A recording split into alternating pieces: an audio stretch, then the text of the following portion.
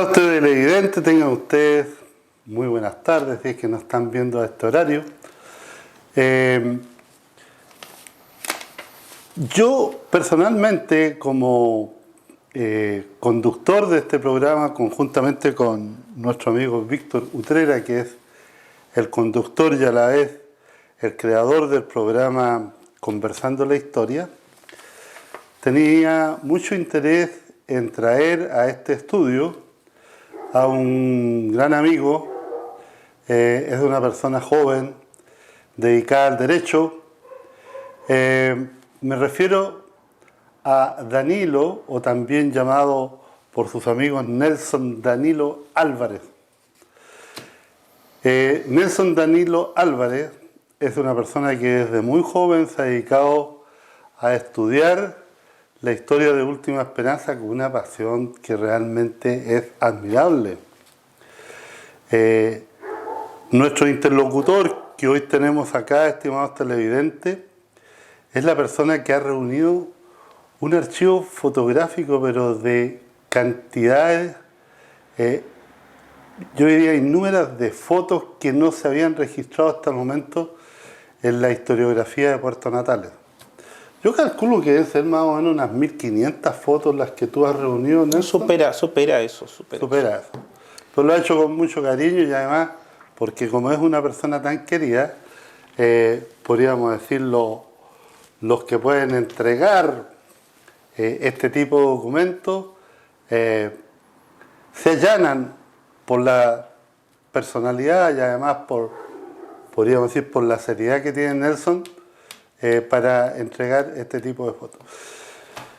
En esta oportunidad vamos a hacer una conversación rápida, entendiendo que hay muchos de nuestros televidentes que se han ido incorporando hace muy poco tiempo a la vida social de Puerto Natales, y a la vez que hay gente que nos está viendo desde Punta Arenas, desde Porvenir y otros lugares a donde llega esta onda televisiva, que quieren tener una historia, podríamos decir, fluida y liviana de lo que es Última Esperanza y Puerto Natales en particular. Buenas tardes, Nelson. Buenas tardes, don Ramón.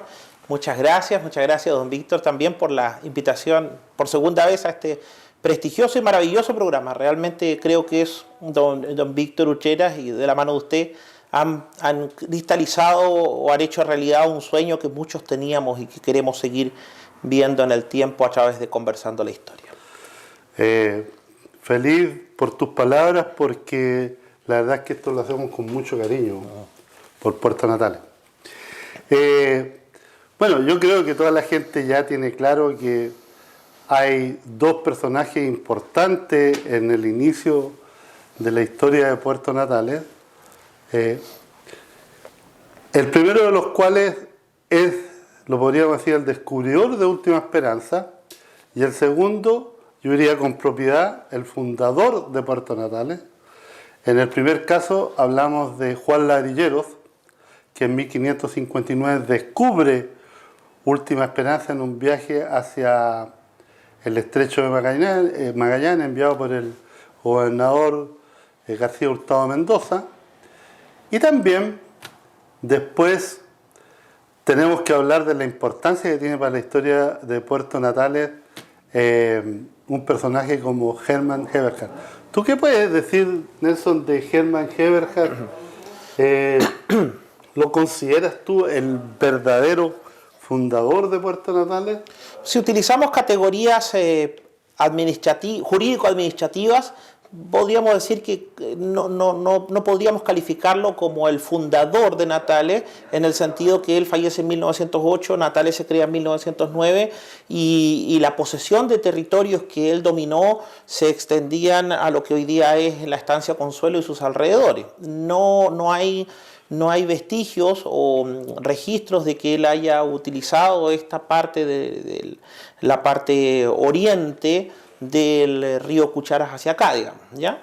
Pero eso no es restarle méritos, sino que hacer solamente una precisión conceptual y decir, no hablar tal vez de fundador, pero sí de el colonizador de Última Esperanza. Sí. Ya es una precisión conceptual que haría, sin restar méritos, como digo, pero en vez de hablar de fundador, hablaríamos del colonizador de última esperanza, no de Natales en específico, porque fue el primero que llegó cuando no había nadie asentado en esta zona. Fue el primero que echó raíces y vivió los últimos 15 años de su vida aproximadamente, porque recordemos que se establece en 1800, llega en 1892, se establece en 1893 y muere en 1908.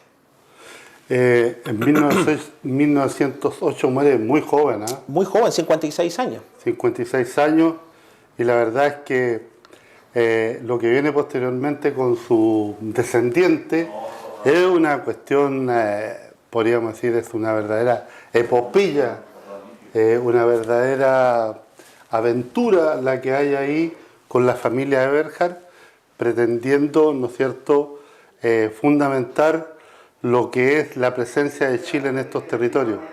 ¿Tú has leído algo, digamos, más en profundidad sobre los remates de 1904 y 1905? ¿Realmente la explotadora Tierra del Fuego hizo todo un manejo previo a la toma de posesión de estos territorios? Indudablemente, o sea, la legislación de la época hablaba principalmente que todos los terrenos fiscales debían ser rematados o entregados o vendidos, perdón, vendidos, arrendados o cedidos en pública subasta. Por eso Mateo Martinich hablaba de este término muy poco conocido de la Junta de Almoneda, ¿no?, que los martilleros públicos la conocemos, que se trata de las subastas de tierras. ¿Ya? Entonces, claro, ese por un lado solamente podían adjudicarse terrenos quienes pudieran participar de estos remates, y para poder participar de estos remates había todas unas normas de publicidad que se veían en Valparaíso, que era la principal capital económica de Chile, y Santiago, que era la capital político-administrativa del país. Y eso por un lado... Pero podríamos decir que hubo presión de sectores, podríamos decir, políticos en la sociedad de la época para llegar a esta cuestión tan trágica que es colocar a remate tierras que ya estaban siendo habitadas por alrededor de 600 personas. El modus operandi que describe en forma muy minuciosa José Luis Alonso Marchante, este escritor español que tiene esta obra de Menéndez, ¿cierto?, Rey de la Patagonia, ¿Sí? Describe claramente lo ocurrido, ya independiente de que es un libro sumamente subjetivo, ya, y que tiene muchas apreciaciones de valor, y que yo le repararía que ve la historia con el lente de hoy y no apreciando los hechos o justipreciando los hechos con la mira de aquella época. Describe claramente todo este tema de los palos blancos o testaferros, todo este tema de la explotadora, como en poco tiempo, no más allá de 10 años, se consolida como un gran latifundio, el más grande de la época. 3 millones de hectáreas. Claro, ¿cómo consigue lo siguiente? Por ejemplo, vamos viendo quién es el mandamás o el líder de la bancada liberal y de la bancada conservadora en el Senado, ya. Ramón Arriagada, por decir un nombre, ya. Entonces, Víctor Utrera. vamos a ofrecerle a Ramón Arriagada, un paquete de acciones de la explotadora Tierra del Fuego. ¿Y quién es el de la bancada conservadora? Es Víctor Utrera. Entonces a Víctor Utrera le vamos a ofrecer un paquete de acciones, o lo vamos a nombrar gerente, o lo vamos a nombrar director de la compañía. Entonces no estaba muy claro este tema de las inhabilidades como hoy día, o no estaba muy reglamentado, no existía la ley del lobby, no había estas inhabilidades de los senadores y diputados y autoridades para tener negocios particulares. Entonces se daba todo esto de caldo de cultivo para que acá la explotadora tuviera sus trabajadores, ¿cierto?, y sus obreros, sus empleados, sus cúpulas de dirección en Punta Arenas, pero todo el manejo administrativo y burocrático en Valparaíso y Santiago. ¿Tú has leído algo sobre Ramón Serrano Montaner? Que era podríamos decir, un ex oficial en aquellos años de la Armada, y que le tocó venir a invencionar todo lo que es el territorio de Tierra del Fuego para posteriormente ser rematado. Sí, un marino de a caballo, como dice Mateo Martinich. Un marino de a caballo. Ramón Serrano Montaner nos presenta uno de los hechos más contradictorios que se da en la historia de aquellos años, en la fundación de Magallanes como, podríamos decir, como fuerza ganadera, como capital ganadera de la República, cuando él dice que él lucha para que todos los territorios de esta parte de Chile queden en manos de empresas chilenas. Y resulta que después la explotadora Tierra del Fuego le entrega una gran cantidad de acciones y por lo tanto él pasa a formar parte de la sociedad explotadora Tierra del Fuego. Y bien sabemos que la sociedad explotadora Tierra del Fuego, el socio mayoritario era la empresa inglesa Dancanfo. Una transnacional. Es interesante leer la historia de Ramón Serrano Montaner, porque es un personaje muy contradictorio. No te olvides tú la relación que tenía Serrano Montaner con Sara Brown y con Nogueira. Sí, yo por eso le digo, o sea, yo siempre en mis obras, que no han sido pocas, he tratado de resaltar la figura de la explotadora. Eso yo creo que todo el mundo lo sabe. Pero no por eso uno en su calidad de investigador, historiador o como quiera llamársele, puede desapartarse de la objetividad, o sea, ser imparcial y ser independiente también. Y en ese caso, la figura de Ramón Serrano Montaner, yo llegaría a decir que fue utilizado por los hermanos Brown. ¿Y por qué digo utilizado? Porque esto termina después. Partamos del principio, lo que usted dice, las exploraciones que él hace, se hace muy conocido, se hace una figura muy respetada a nivel de gobierno chileno y para ser oído y consejero de por dónde tenían que ir los límites, qué debía explotarse, qué debía protegerse. Me dejas un paréntesis que es bien interesante para analizar a Ramón Serrano Montaner. Ramón Serrano Montaner es quien va a hablar con el presidente Balmaceda. Exactamente. Para que a José Nogueira, que ya estaba casado con doña Sara Brown, se le otorgue el 1.000.000 de hectáreas en Tierra del Fuego. Es famosa esa reunión en unas termas, ¿no? En las termas de, no estoy seguro si de Panimaida o Catillo. Sí, por eso mismo no me atrevo a decir el nombre, pero hay una reunión termal muy famosa. Sí. Entonces, Nogueira es el brazo armado, digamos, el que trabaja, el que está acá, y el que está allá, digamos, en Santiago y moviendo todo este tema y que conoce la realidad de la zona es Serrano Montaner. Y Serrano Montaner, vuelvo a decir, por el hecho de ser hermano de Ignacio Serrano, héroe de la Guerra del Pacífico también, ¿cierto? Tiene muy buenos padrinos, digamos, muy buenos contactos, mucha llegada al gobierno y en pago de todos sus servicios se le entrega una gran cantidad de acciones en la Sociedad Explotadora Tierra del Fuego. Pero después viene lo mismo que viene ahora, si la historia es cíclica. Yo pongo una persona como socio que aporta capital y posteriormente con estos aumentos de capital, ¿cierto? Va disminuyendo el valor de las acciones que tiene Ramón Serrano, ¿cierto? Y llegamos al año 13, donde se inicia un juicio famoso que inclusive aparece en la revista de Derecho y Jurisprudencia de aquellos años, donde Ramón Serrano reclama, ¿cierto?, tener una participación importante dentro de la Sociedad Explotadora Tierra del Fuego. Es un juicio de nulidad delicioso desde el punto de vista jurídico, desde el punto de vista histórico, como él corta esta relación que venía de tiempos de Nogueira, de más de casi 30 años, con Sara Brown y Mauricio Brown en forma desastrosa. Hay una serie de cartas donde Serrano Montaner dice sentirse utilizado, dice sentirse engañado por los hermanos Brown y así termina la ligazón que tenía con Magallanes Ramón Serrano Montaner, de cómo pasa a ser una persona que aporta todos los antecedentes de cómo es la zona de Magallanes, se los aporta a los hermanos, a Nogueira y después a los hermanos Brown, empieza a decir estas zonas de pastoreo, estas no son aprovechables, estas sí, estas no. Después se va a Santiago y Valparaíso, hace todo el movimiento político para que la Sociedad Explotadora Tierra del Fuego pueda posicionarse acá y después terminan marginándolo los hermanos Brown y termina su relación con Magallanes. Cualquier ciútico diría el pago de Chile. ¿Qué te iba a decir yo? Ramón Serrano Montaner es un personaje interesante. Si hay alguno de nuestros televidentes que esté interesado en conocer lo que escribe Ramón Serrano Montaner a fines del siglo XIX, puede entrar a Memoria de Chile y encontrar un libro que está transcrito completo donde se refiere a esto que estamos hablando.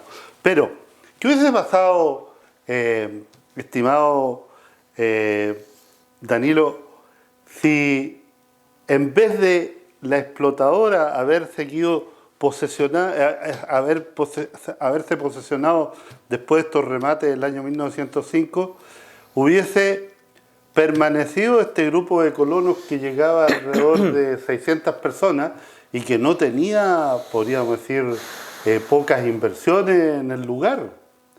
Se habla que ya habían alrededor de 1 millón de cabezas de ovino en 1905, cuando se produjo el remate. A esta gente la explotadora las indemnizó. Ahora, yo no he estudiado muy bien si la indemnización fue buena, favorable para los ocupantes, o si fue un mero engaño para que eso fuera. Aquí no hubo ninguna actuación, no hubo ninguna consideración especial de parte del gobierno ni de la explotadora para con los ocupantes. Eso es un dato nuevo que aporto en esta reunión. Usted me parece que ha escrito sobre ese proceso, porque hay muy poco, escrito casi nada, y Mateo Martínez dedica unas 10-20 páginas en su magnífica obra de Última Esperanza en el Tiempo, pero no hay más, a merced de los diarios, digamos, aparte de los diarios de la época y todo, pero no hay más. He analizado este punto desde este proceso desde el punto de vista de la legislación de la época, que es muy importante para saber si el gobierno actuó, se hizo cargo de este fenómeno, se preocupó de esta gente, o bien llegó y actuó con las normas que habían. Bueno, puedo decir que actuó con las normas que habían, y cuáles las normas aplicables a la época, y esto es algo interesante. Solamente se produjo una tasación fiscal de las mejoras. O sea, la legislación de la época decía, más o menos así, que si todo terreno fiscal que era ocupado por un arrendatario o por un ocupante y que debía ser enajenado, o sea, vendido, digamos así, o vuelto a poner en arriendo, se tenía que hacer a través de un remate. Y para proceder a ello, antes había que tasar las mejoras, y esas debían ser pagadas con una disminución, por decir algo. Este es un terreno, ¿cierto?, en Última Esperanza. Volvemos al tema que, pongamos un nombre, Albán Laduch, por ejemplo, al frente en Península Antonio Vara. Albán Laduch tenía una casa, tenía corrales y tenía un galpón. Bueno, eso tenía que tasarlo un funcionario de la Oficina de Tierras de Punta Arenas. Venía, tasaba, esta casa vale 30.000, este galpón vale 10.000 y estos corrales valen 5.000. Total, 35.000 pesos. Pero a eso había que aplicarle un castigo por la depreciación. Entonces, señor, tome, ahí están sus 20.000 pesos y terminó. ¿Qué quiere decir? No había ninguna indemnización especial respecto de la pérdida que significaba para usted el dejar de ocupar esas tierras. Sí, pero más grave que eso, Danilo, podríamos decir que fue el hecho de que estos ciudadanos, en su mayoría alemanes, franceses, ingleses e italianos, ¿ya?, habían tomado posesión de esta parte del territorio chileno con autorización del gobernador Señoret. Y además, es muy importante... En 1902, acuérdate que vino el juez partidor o el arbitral, dijo esta parte pertenece, y otorgó este territorio a Chile en un 85% que está en discusión, ¿ya? Lo entregó a Chile por la presencia de estos colonos. Porque esos colonos lucharon e hicieron lo humanamente posible e imposible para que estos terrenos quedaran para Chile. ¿De acuerdo? A diferencia de lo que ocurrió después en los años 20 en la Patagonia Argentina, donde se izaba la bandera nacional de cada cual. Por ejemplo, si el estanciero era francés, izaba la bandera francesa al lado de la chilena. El colono británico izaba la bandera británica y la bandera argentina, ¿cierto? Pero ellos no seguían teniendo esa ligazón como que era terreno de su propia nacionalidad, de origen. En cambio, acá había una marcada presencia chilena, ¿ya? Una marcada presencia chilena por parte de esos colonos.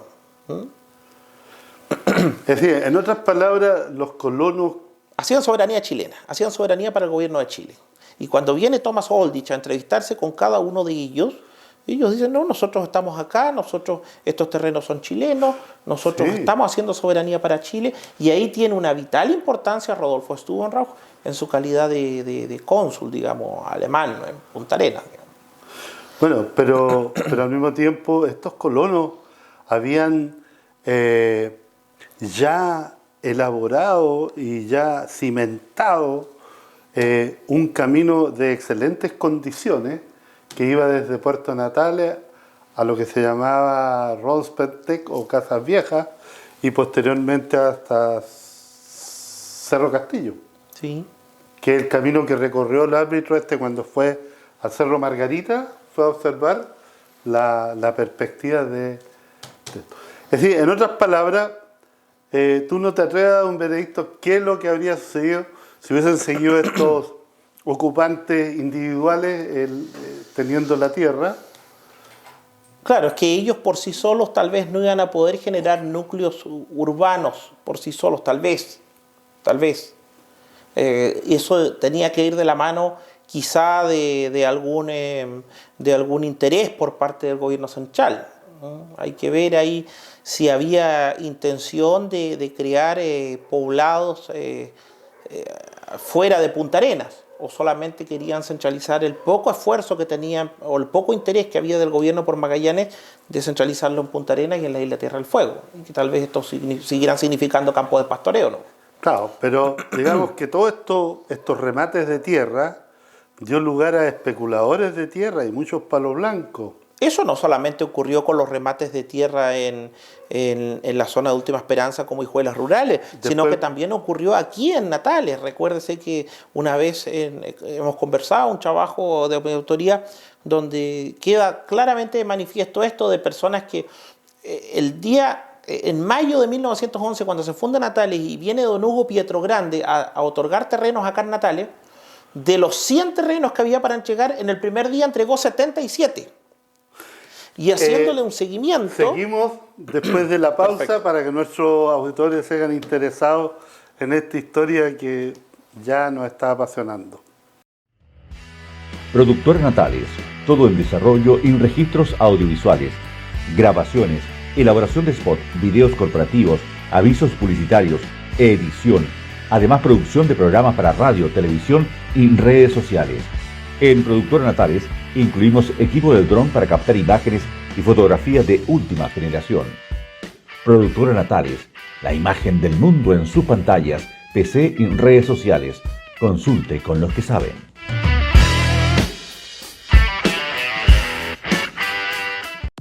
Mia Store, lo que estabas esperando. Una tienda 100% natalina. Encuentras vestuario de mujer y hombre, deportes, hogar, tecnología, telefonía, electrónica, computación, accesorios, juguetería, belleza, joyería, outdoor. Venta exenta de IVA. Usted elige su producto y se lo traemos en 24 horas. Mia Store. Acercamos la zona franca Natales, en la capital de Última Esperanza. Automotriz Costanera le recomienda año nuevo con baterías nuevas. Inicie el nuevo año con las baterías cargadas y que sean Solite. No olvide que estamos esperándolo en nuestros talleres con los mejores servicios. Vaya donde usted quiera, pero como siempre, con Automotriz Costanera. Ferretería Domínguez, Los Copihue 2018. Tenemos ductos en todas las medidas, enlosados para combustión lenta, hojalatería, terminaciones para la construcción, escatillones, sombreros, reducciones, guardacalor, grifería, herramientas, artículos eléctricos, cañerías galvanizadas, difusión, balco y PVC, fitting en general. Consulte con los que saben. Ferretería Domínguez. Les espera en Los Copihue 2018. Supermercado Superfruit en Bulnes 832, 100% natalinos. En todas nuestras secciones tenemos promociones y variedad de productos. Recuerde que tenemos abastecimiento asegurado, vía terrestre, marítima y aérea. En Superfruit todos los días atención de delivery, llamando a los fonos 410-249 más 569 47 38 32 70 o nos escribes a superfruit@hotmail.com. Superfruit piensa en usted y crecemos para toda nuestra distinguida clientela y público en general. 100% natalinos. Colo Colo 2, el campeón del Barrio Alto y el campeón de su corazón, como siempre tiene novedades en todas sus secciones. Atención, para nuestros amigos extranjeros residentes, nos llegó la reconocida cerveza Zulia, la original, y muchas novedades. Además, para las mascotas tenemos gran variedad de alimentos, entre los que destacamos Pedigree y Duck Chow en bolsa de 24 kilos. En sección carnicería, chicharrón de cerdo, 3.390 pesos al kilo. Cerveza Becker, promociones imperdibles.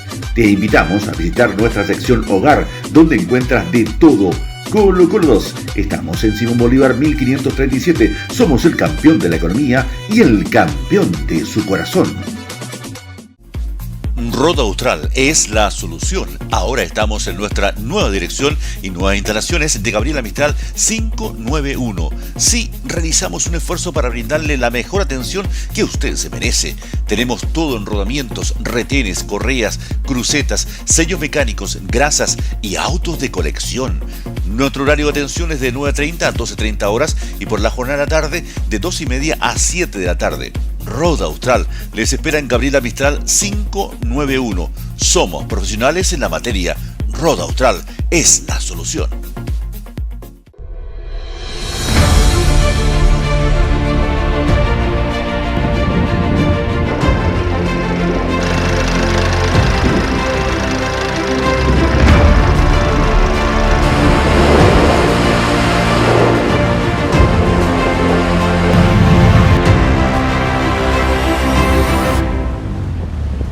Come to Patagonia and discover a fantastic world.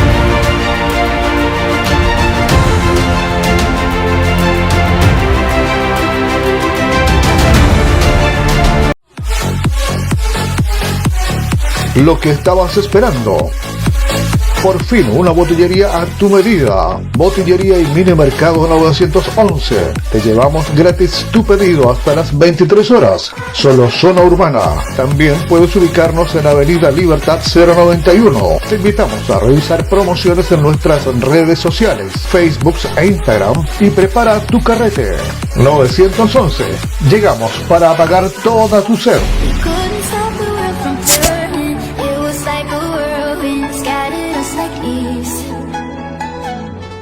Estimados televidentes, estábamos conversando con Danilo sobre la asignación de tierra y aquí empiezan a aparecer personajes que son realmente de mitología o de historia especulativa, como son el caso de los famosos palos blancos y de los famosos, ¿cómo los podríamos llamar? Falsos compradores. Sí, claro, testaferros o mandatarios de alguien. Testaferros, yo diría. ¿Ya? Famosos fueron los hermanos Bombaló. Bombaló, Julio Vicuña Subercasol, la zona del Báquer. ¿Eh? Después está Tornero. Hay un Juan Tornero. Juan Tornero.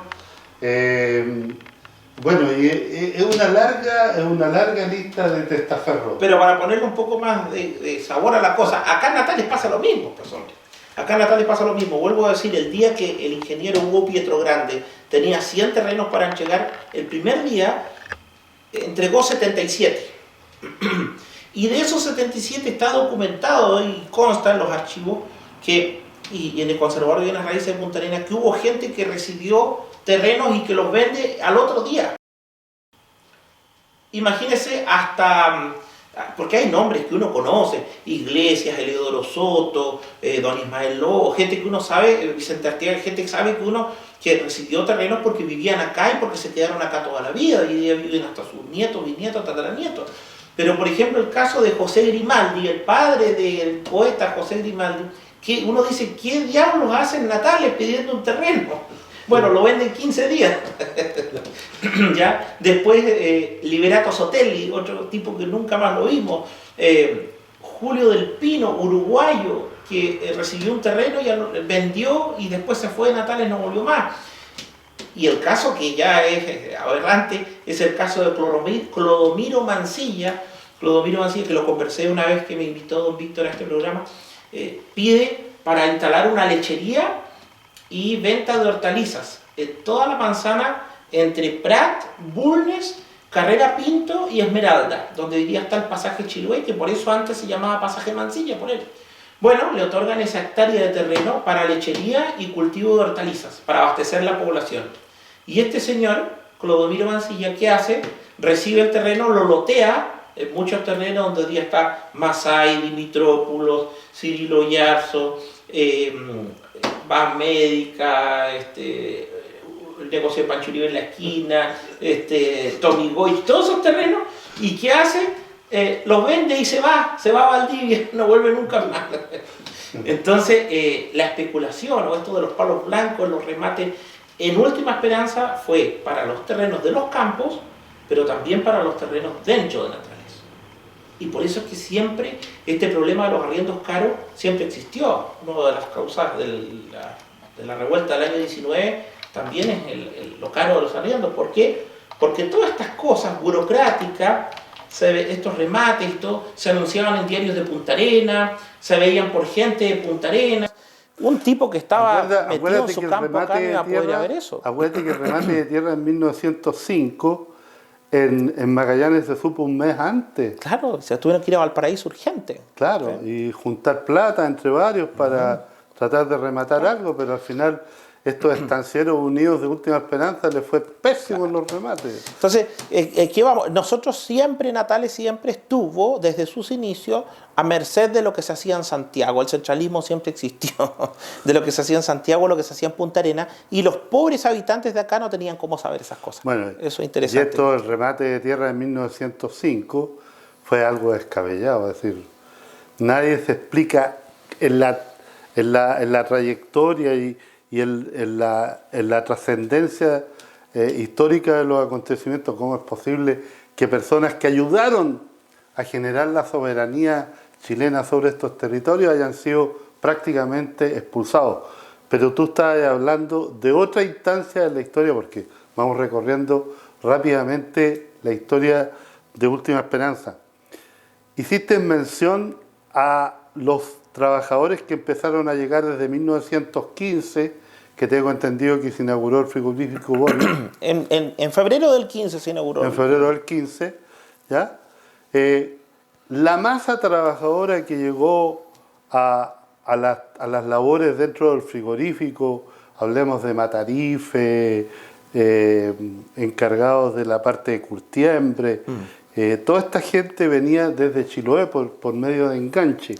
Y acá ellos vivían en lugares que eran llamadas pensiones de soltero o pensiones de obrero. Casas de pensión. Casas de pensión. Casas de pensión. Yo... que eran abundantes, ¿no? Bueno, las casas de pensión sí, habían gente que desde que arrendaba una pieza hasta otros de que tenían pensiones. ¿Ya? Por eso es dable en Natales ver casas con 2 puertas. A ver, eso no lo teníamos en vista. Es dable en Natales, muy dable ver casas con 2 puertas, casas antiguas, ¿cierto? Con 2 puertas, adelante. ¿Por qué? Una puerta comunica un pasillo que da a la distribución de las habitaciones de la casa, y otra puerta da una pieza que da a la calle y que generalmente se utilizaba para arriendo. Por eso podemos ver casas del casco antiguo con 2 puertas. Casas de pensión, casas de familias numerosas, pero que se dedicaban a dar alojamiento. Por ejemplo, en aquellos años, cuando recién comenzó la familia Iglesias, allá en la casa que está arriba de la rotonda, también era un hotel. No hotel como hoy día pensamos un hotel como decir Costa Austral y Martín Gusíndez, no, sino que era un hotel, una casa que tenía una cierta cantidad de dormitorios para pasajeros y que además tenían una pequeña cantina, ¿no? Pero así también habían otros de menor categoría, digamos, que ya eran las casas de pensión, como el caso de la familia Soto, por ejemplo, la familia Soto Clavijo en Pedro Montt, al lado del Hotel Eberhard, donde ellos ya se caracterizaban por dar pensión a médicos que llegaban, a gente de oficinas públicas, al jefe del correo. Algunos se casaron ahí también en esa casa con hijas del matrimonio. Y ya habían otros como Agustín Yusuf, por ejemplo, en la esquina de Bulnes con Prat, donde estuvo Pancho Uribe el negocio, donde hoy día está Binhouse. Ahí había una gran casa que era pensión netamente para obreros. Hay que ver que varios de los cabecillas de los sucesos del 19 tomaban la pensión en esa casa. Pero esa casa tenía un segundo piso. Sí, claro, era una casona, un caserón. Porque en las crónicas de 1919 se habla de que los podríamos decir, los sublevados que vivían en el segundo piso de esa pensión, ¿ya? Tramaban todos sus movimientos ahí. Ahí, claro. Después estaba la pensión obrera, hoy día frente al Hotel Palace, ahí entre Eberhard y Bulnes, por Ladrillero. Entonces, bueno, pero ¿tú estás de acuerdo conmigo en el sentido que la explotadora siempre privilegió la llegada de hombres solos a Última Esperanza?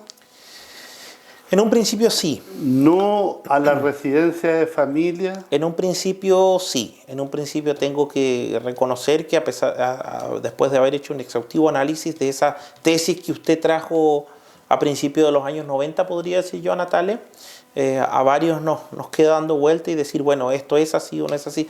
Yo creo que sí.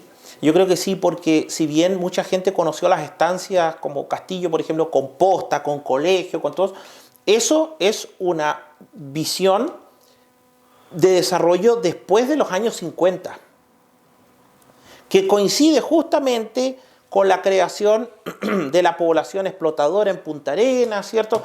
Toda una visión después del 50, ¿ya? Yo tengo un recorte del diario El Magallanes, yo no sé si te lo he mostrado, sí, donde aparece que en Natales también se iba a construir una población con las mismas características en el año 1950. Claro. Que tiene la población explotadora que hoy día prácticamente está en el centro de Punta Arenas. Yo digo que después de los años 50, cuando ya el movimiento sindical no es tan fuerte o no es tan combativo como fue en los años 20, 30 y 40, donde ya el tema con la explotadora, ya hay una armonía, digamos, entre la clase trabajadora y la clase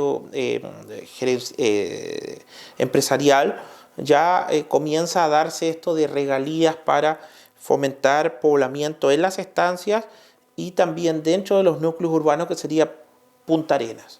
En Natales no llegó esto de la...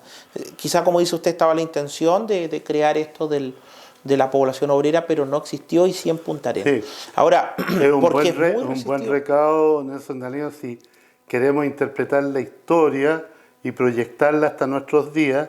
Es un buen recado, por ejemplo, para las empresas salmoneras. Claro. Es imprescindible que las empresas salmoneras construyan poblaciones para sus trabajadores en Puerto Natales, porque no puede ser que sigan llegando hombres solos con el resultado que tenemos a la vista. Es decir, a Natales le costó mucho llegar a generar una población permanente. ¿Ya? Piense usted que entre 1909, que empiezan a llegar las primeras familias, sí, 1909, y 1960, Natales se extendía solamente hasta la Santiago Güera y bien dispersa. En cambio, después del 60, cuando ya viene la última gran oleada de chilotes y el establecimiento propiamente tal del Turbio como empresa, como fuente de trabajo para los natalinos, ahí comienzan los populosos barrios de Población Estadio, Chile Nuevo, Endesa, que ya le dieron a Natales un barrio residencial, familiar. El problema es que como ciudad dormitorio, ¿no? Porque los hombres tenían que salir a trabajar. y después cuando ya no fueron mineros fueron pescadores. Pero el asentamiento propiamente tal de familias, claro, como dice usted, no se da con la explotadora, y por eso la explotadora es muy reticente a dotar a las estancias de escuela, de posta, como ocurrió posteriormente en Castillo. Pero usted ve el clamor de instalar en Castillo y Guido escuelas y postas y todo, viene desde los años 30 y la explotadora siempre se resistió a ello porque privilegiaba la contratación de hombres solos. Yo, mira, dentro de la pauta que me interesa conversar contigo, digo que hay 3 fechas que están muy íntimamente relacionadas, como son los sucesos del 23 de enero de 1919 en Puerto Natales, posteriormente los del 27 de julio de 1920 en Punta Arenas, y posteriormente, que es un hecho que va a cumplir ya 100 años en la historia de la Patagonia, que es lo que se llama los sucesos de la Patagonia rebelde en las estancias argentinas. Pues yo decía, y sostengo la teoría aquella, de que con lo cruento que fue el ejército argentino contra los peones, en su mayoría chilotes y chilenos, ¿ya? En la práctica el movimiento obrero entró en una situación de latencia, es decir, existía pero no se manifestaba. A ver. Me llamó la atención porque tú dices que los años 20, 30 fueron de mucho enfrentamiento entre el elemento obrero con respecto a la sociedad explotadora Tierra del Fuego. Yo creo que todo esto terminó en 1920. Yo creo que quiero que esto que voy a decir es lo que yo pienso, pero quizá hay que darle varias vueltas para que se entienda, ¿ya? Pero el movimiento obrero en Natales no fue un movimiento dirigido por masas. Y me gustaría saber qué es lo que opina usted al respecto. Siempre estuvo supeditado a la existencia de algunos caudillos que eran los que o gente con un poquito más de instrucción que eran los que podían llevar y levantar las masas. O sea, siempre tuvo que haber líderes que están marcados en la historia sindical de Natales. Por ejemplo, tú hablas, habla de León. Partamos del principio de que parte la Federación Obrera en Natales el año 16 y 15. Antes habían otros como Rivera y otros, pero hablemos de los años 10 hasta el año 19. Con el desaparecimiento de Vivero, de Terán, de Enrique Espinosa, que eran los principales líderes del sindicato, ¡pum! El sindicato, después del 23 de enero, no hay un líder claro y no hay acciones claras respecto del movimiento obrero unificado a través de un líder. Estamos de acuerdo. Después, el año 23-24, surge la figura de Miguel Ángel León, que a través de la fundación del periódico El Esfuerzo, él sigue siendo un líder, un paladín del anarcosindicalismo y empieza a enseñar a los obreros, a estos obreros que solamente venían a trabajar y que no tenían idea del movimiento sindical, ni de lo que era el sindicalismo, ni la lucha de clase, ni nada, porque la mayoría eran los de la zona central de Chile, podían traer algún bagaje. El obrero chilote generalmente era enganchado en los puertos de Ancú y Cacho, venía pero sin ninguna formación de asociatividad.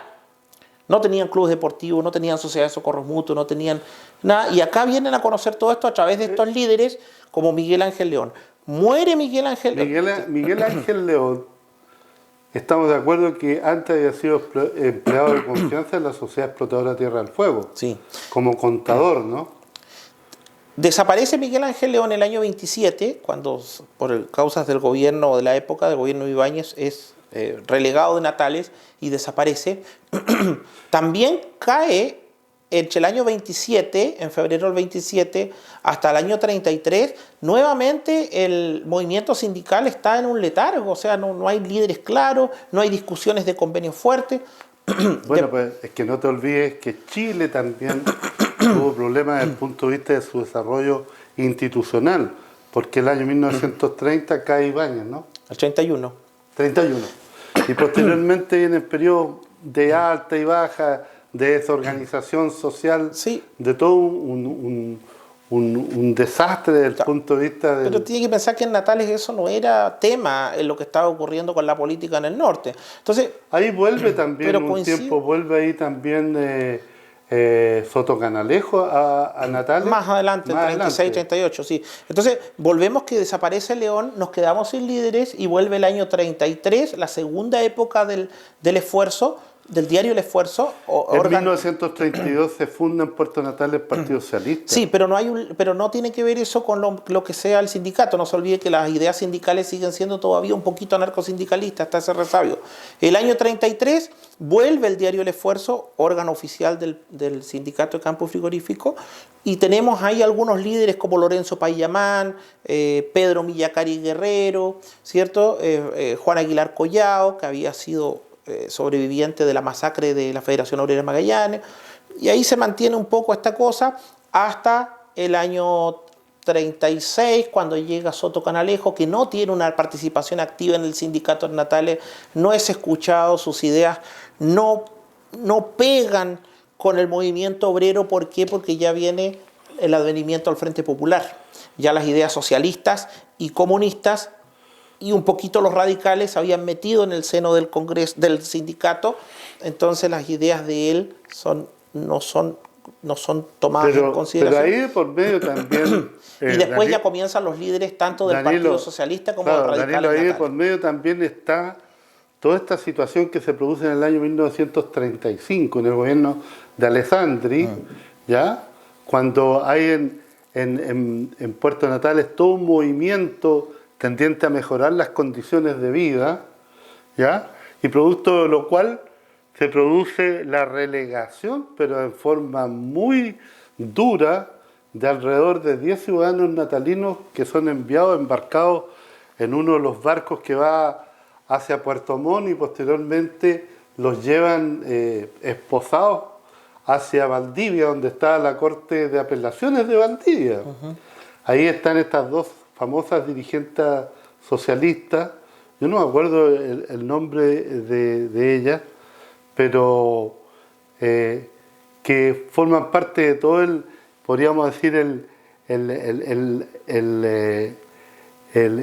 la historiografía de lo que es el Partido Socialista en Última Esperanza. ¿Ya? Sí, ahora, también hay que considerar que ese movimiento no era aceptado por la Federación Obrera. Si tú lees, por ejemplo, el diario El Esfuerzo, que era la Federación Obrera de Magallanes, prácticamente no hay noticias de lo que está sucediendo. Yo tengo otra visión, ¿ya? Totalmente diferente. Esta fue una huelga que partió por un problema sindical, laboral. En el mes de octubre de cada año, la clase trabajadora comenzaba a discutir los convenios con la explotadora. Siempre en el mes de octubre. En Natales, en Punta Arenas, existía el Sindicato Ganadero de Magallanes, que era un sindicato legal. ¿Por qué digo un sindicato legal? Con personalidad jurídica y regido por las normas del Código del Trabajo de la época. Sin embargo, el Sindicato de Campo y Frigorífico de Natales, siempre hasta el año 66, imagínense, hasta el año 66, fue un sindicato libre. Es decir, que no quería sacar personalidad jurídica porque ellos, como tenían este resabio anarcosindicalista, encontraban que eso era jugar el mismo juego el gobierno, ¿ya? Y pugnaba con la independencia de la clase trabajadora, que debía regirse por las normas de la mayoría, ¿cierto? Las normas de lo que diga la clase trabajadora en sus asambleas y no a través de lo que impongan las leyes del Estado. Entonces, el sindicato de campo el sindicato ganadero de Punta Arenas firma el convenio. Empieza a demorarse esto, empieza a demorarse el convenio, octubre, noviembre, diciembre. ¿Para qué? Por parte de la gente de la explotadora, para que el obrero se canse y la masa obligue a firmar lo que sea, ¿no? Así como a demorar el sindicato. Para aprovechar la temporada. Claro, para ganar tiempo nomás y que empiece a premiar, la gente necesita cobrar y entonces ya, ¿sabe qué más? Firma cualquier cosa. Entonces, ¿qué es lo que ocurrió? El sindicato de campo frigorífico, el sindicato de Punta Arenas firma el convenio los primeros días de diciembre, casi entregándose a lo que la explotadora le ofrecía. El sindicato de Natales pedía un aumento, un 20% del salario, pedía también algo relacionado, que haya colchones en vez de cueros de oveja en las estancias y puras cosas chicas, digamos, que hoy día podrían parecer lógicas, pero que en ese tiempo eran grandes luchas y grandes ganancias para la clase trabajadora. Entonces la explotadora... No querían irse a los cueros, querían ir a acostarse. La explotadora no dio lugar a ello y el 13 de diciembre del 35 se levanta la huelga, se declara la huelga primero en Guido y después en todas las estancias del territorio y los frigoríficos. Don Óscar Bonsi López Andía, que era el gobernador, inmediatamente declara que la huelga es ilegal. ¿Por qué? Porque dice que... No, perdón. Don Óscar Bonsi López Andía, como gobernador, avisa a Punta Arenas, al intendente de la época, al intendente Magallanes, el intendente subrogante, que era don Germán Hertz. Padre de la actual diputada. Carmen Hertz, claro. Y que había defendido a los trabajadores de Puerto Natales en el año 1919. Eso es lo raro. Conjuntamente con Julio Munizaga. Él defiende a los obreros del año 19, pero después del 35 se aburguesa y era abogado de la explotadora. Hoy día un conflicto de interés que hoy día no podría ser. O sea, ¿cómo el intendente Magallanes va a ser el abogado de la explotadora y además va a estar imponiéndole medidas a los obreros? O sea, no podía ser. Bueno, pero era hombre de confianza, digamos, del gobierno de Alessandri. Y él había sido antes relegado por Ibáñez. Exacto. Entonces, el intendente Germán Hertz, declara que la huelga es ilegal. ¿Y por qué ilegal? Porque el sindicato de Natales no tiene personalidad jurídica, entonces es un sindicato ilegal.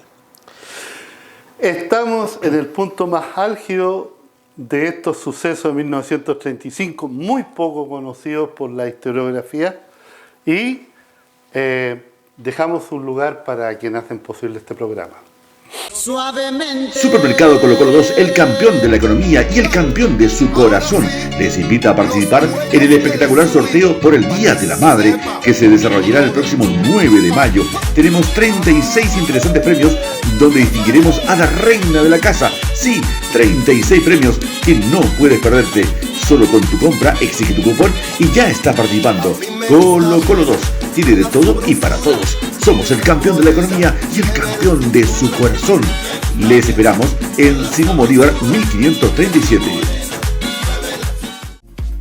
Roda Austral es la solución. Ahora estamos en nuestra nueva dirección y nuevas instalaciones de Gabriela Mistral 591. Sí, realizamos un esfuerzo para brindarle la mejor atención que usted se merece.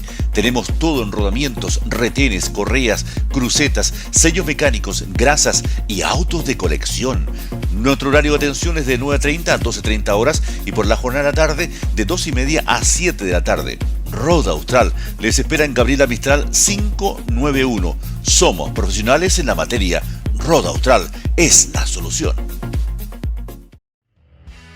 Productora Natales, todo en desarrollo y registros audiovisuales, grabaciones, elaboración de spot, videos corporativos, avisos publicitarios, edición, además producción de programas para radio, televisión y redes sociales. En Productora Natales incluimos equipo de dron para captar imágenes y fotografías de última generación. Productora Natales, la imagen del mundo en sus pantallas, PC y redes sociales. Consulte con los que saben.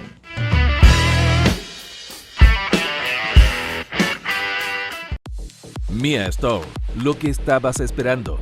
Una tienda 100% natalina. Encuentras vestuario de mujer y hombre, deportes, hogar, tecnología, telefonía, electrónica, computación, accesorios, juguetería, belleza, joyería, outdoor.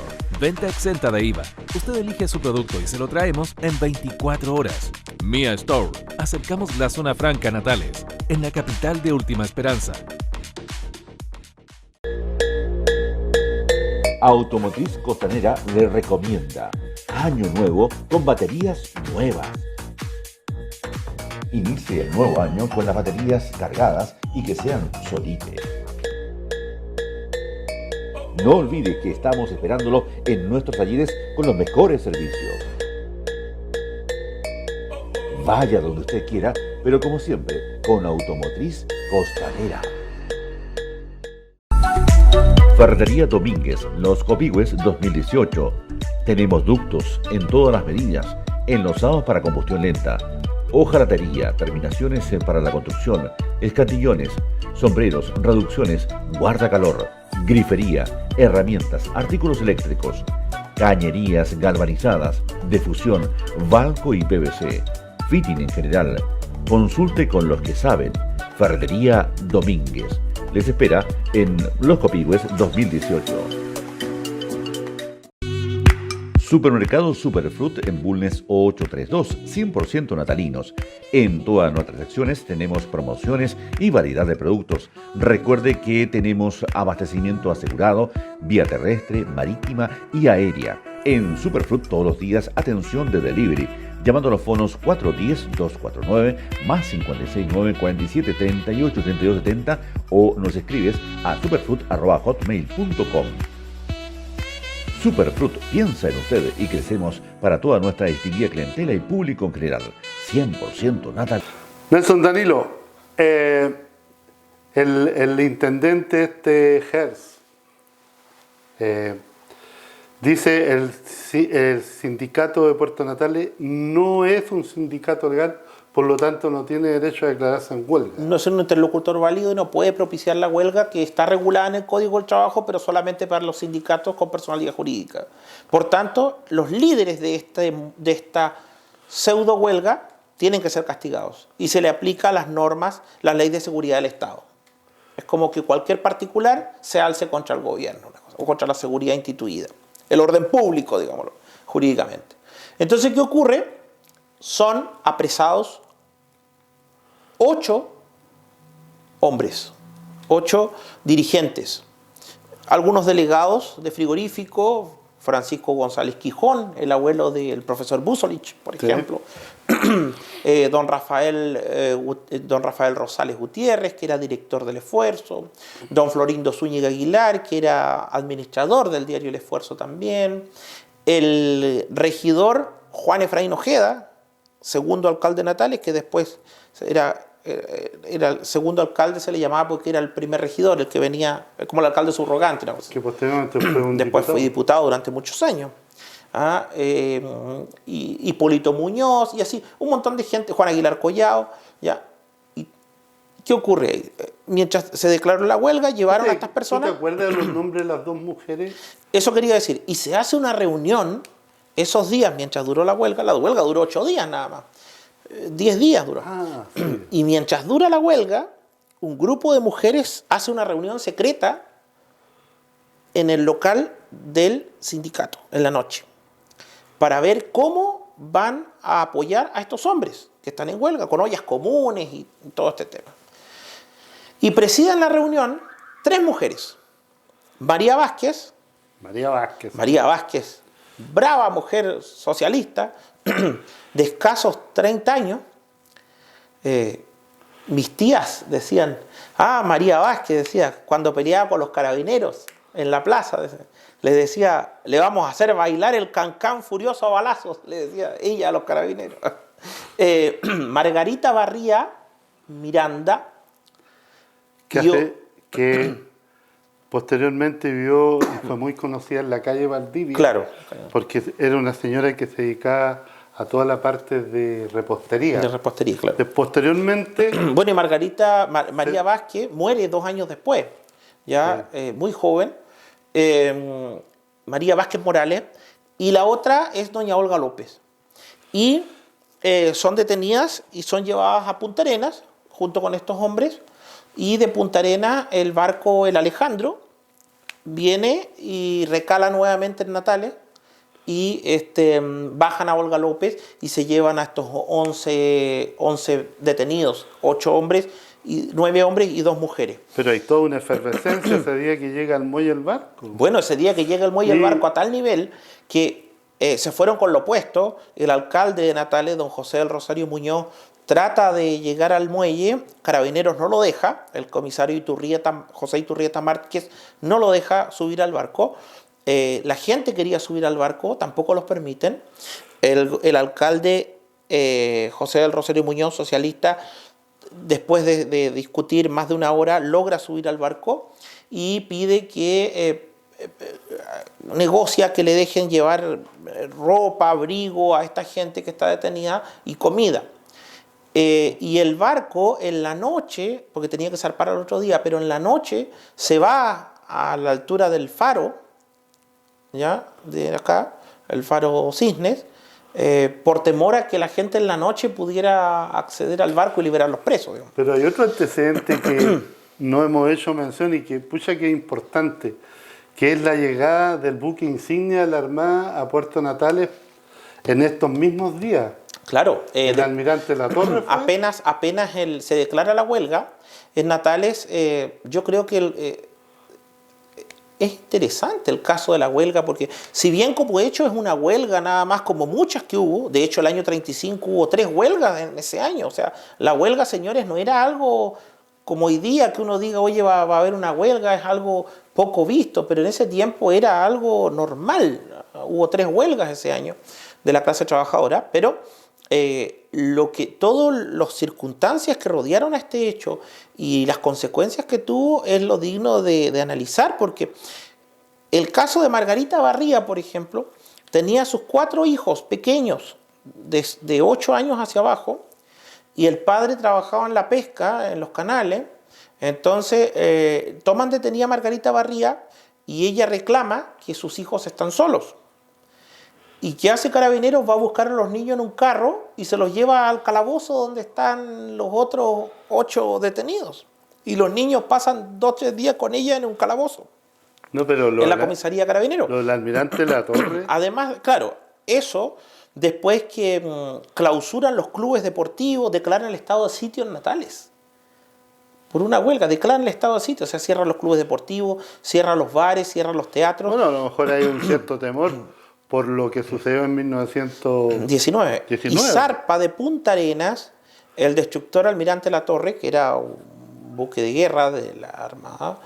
Y ahí hay un tema donde se entronca la historia oficial que está en los diarios con la historia oral, que en Natales todavía es muy dable de conseguir. Yo, siendo muy niño, siempre mi abuelo y varias personas antiguas de Natales recordaban este hecho y decían que el barco traía explosivos, ¿ya? Para aplacar esta rebelión que había en Natales. Yo no sé si eso efectivamente era así o bien se echó a correr el rumor para que la gente creara Pero lo el concreto temor. es que el almirante Latorre llega un día a Puerto Natales, arriba en el muelle de Puerto Natales, y al día siguiente termina la huelga. Sí, unos días después, no tanto el mismo día, pero unos días sigamos después. Conversando que hay una serie de rilletes muy interesantes de esto, pero sigamos conversando sobre la partida de estas personas hacia Puerto Montt, porque llegado a Puerto Montt el barco, en ese tiempo ya había mucha efervescencia alrededor del Partido Socialista, Partido Comunista y de la izquierda en general. Tienen un recibimiento en el muelle grandioso. Como héroes de guerra. De hecho, y los acompañan, los llevan, y había una gran cantidad de donación en colchón y todo, los llevan a la estación de ferrocarriles. Dicen las crónicas que los detenidos son tan bien atendidos por gente del Partido Socialista y Comunista, del bloque de izquierda, como se le llama, que los llevan en autos. La gente toda caminando detrás y ellos, los presos, van en auto. ¿Para qué? Para que vayan más cómodos. Bueno, llegan a las mazmorras, como se le dice, de Valdivia, llegan a Valdivia y allá son entrevistados por el ministro Rafael Fontecilla, ministro de la Corte de Apelaciones de Valdivia. ¿Y por qué tenía que ser visto? ¿Por qué se lleva a Valdivia?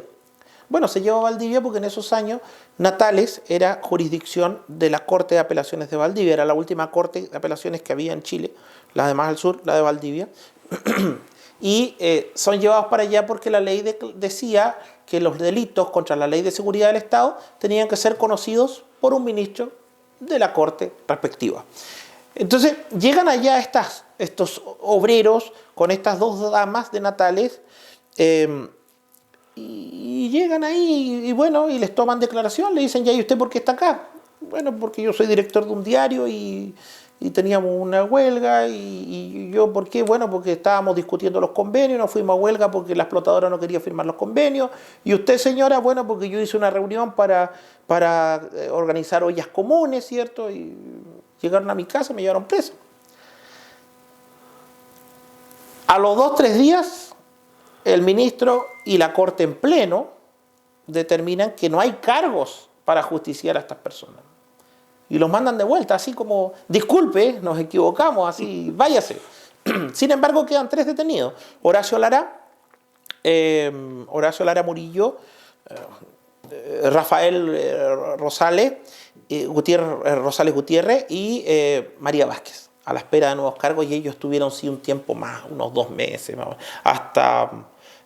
bueno, y todo este proceso que ellos fueron detenidos en diciembre, fueron liberados recién a fines de enero. ¿Por qué? Porque imagínense el viaje en barco, cuánto demoraba después de Puerto Montt, Osorno, Valdivia.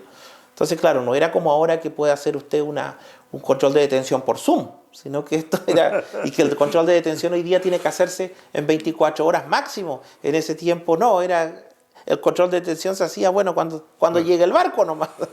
A lo mejor primera vez que se conocen estos acontecimientos, la verdad es que tanto yo como Danilo hemos fijado la atención en lo que sucedió en 1935, porque hay todo un renacer de lo que es la tradición de los sindicatos de trabajadores. Claro, y aquí es donde yo no le decía, respondiendo a su pregunta, ¿por qué el esfuerzo no cubre esto que se podía pensar que era como un darle la espalda a la clase trabajadora? No, tiene una explicación clara y sencilla.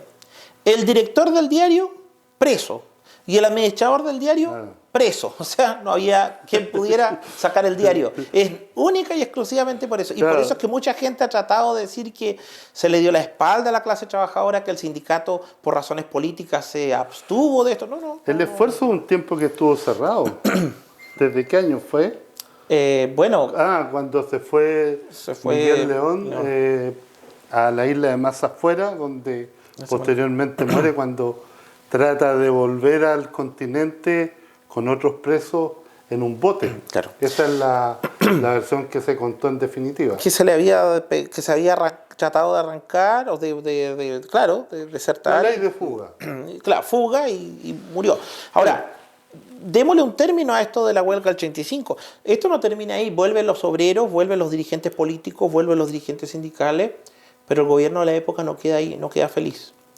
A la semana que vuelve Juan Efraín Ojeda, Juan Efraín Ojeda llega a Natales el domingo 3 de febrero de 1936. Liberado desde Valdivia, feliz, se le hace una comida a todos los presos. Juan Efraín Ojeda da unos acalorados discursos, los entrevistan en el diario y como hablan en contra del gobierno, se querella el gobernador de Natales en contra de Juan Efraín Ojeda, en contra de Ulises Gallardo Martínez, otro dirigente sindical.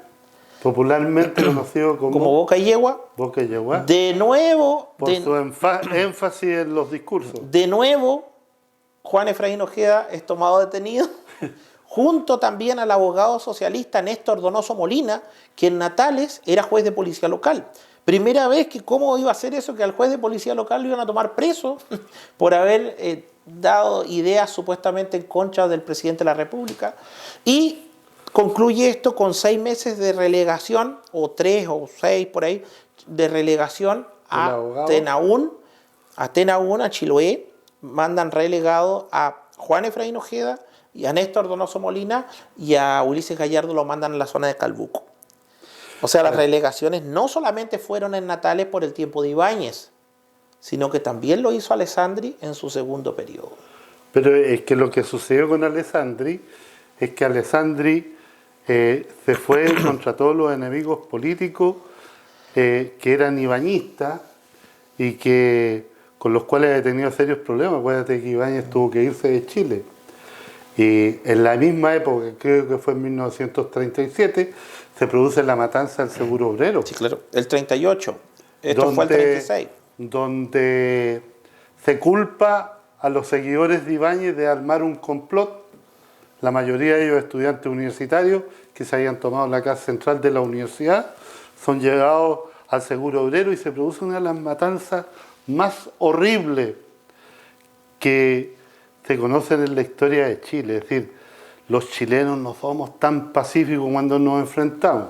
Bueno, el 73 nos da la razón histórica. Comprenderá la gente entonces que después de todo esto, que Natalia es un pueblito tranquilo, que por el hecho de una simple huelga hayan cerrado todo, declarado estado de sitio, haya habido gente presa en Valdivia, después relegaciones, una serie de disturbios, todo eso hace que a las próximas elecciones ni socialistas, ni radicales, ni nadie quisiera que vuelva Alessandri, y por eso es que Pedro Aguirre Cerda, El Frente Popular, Pedro Aguirre Cerda obtiene el 97% de los votos en Natalia. Decía, hasta los perros votan. Se juntaron todos en contra de... Los únicos que no votaron por ella tienen que haber sido los religiosos, ¿no?